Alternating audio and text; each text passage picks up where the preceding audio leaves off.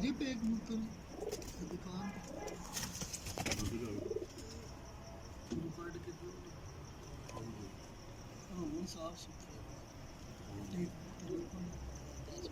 ਆਪਣੇ ਵਾਸ 7 ਬੱਚੇ ਬਸ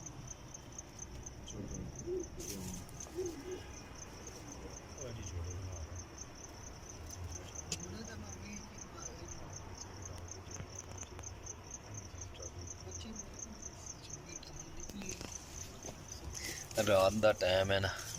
शोदत खा पी के ऊंज ही डरे ने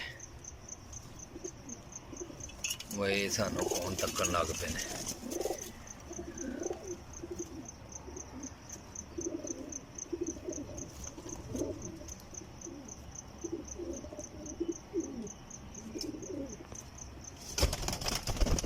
बस बस मौजा मार तू आ गया बेश